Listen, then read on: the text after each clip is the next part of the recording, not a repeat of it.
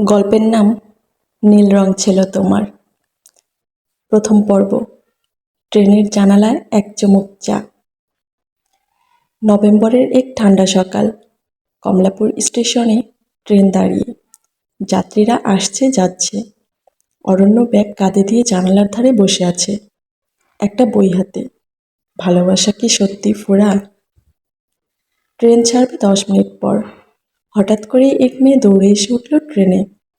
হাঁপাতে হাঁপাতে বসে পড়ল অরণ্যের পাশের সিটে। হালকা নীল শাড়ি, ভেজা চুল, কপালে ছোট্ট একটা টিপ। এক ঝলক দেখেই অরণ্যের বুকের ভেতর কেমন যেন ধক করে উঠল। দুঃখিত, আমার ভুলে একটা স্টেশন আগেই নামতে হচ্ছিল। দৌড়াতে দৌড়াতে এসে উঠলাম।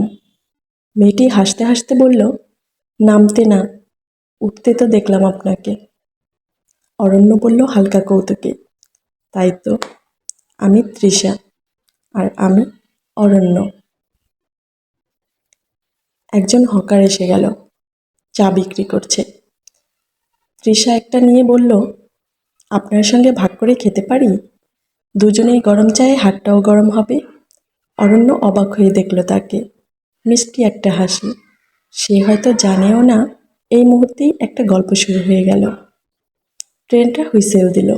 অরণ্য জানালার বাইরে তাকিয়ে দেখল শহরটা ধীরে ধীরে পিছিয়ে যাচ্ছে, কিন্তু তার হৃদয়ের মধ্যে একটা নতুন শহর তৈরি হচ্ছে, যার নাম তৃষা। গল্পটি কেমন লাগলো অবশ্যই কমেন্ট বক্সে জানাবেন। আপনাদের অনুপ্রেরণা পেলে খুব দ্রুত দ্বিতীয় পর্বটি দিয়ে দেব।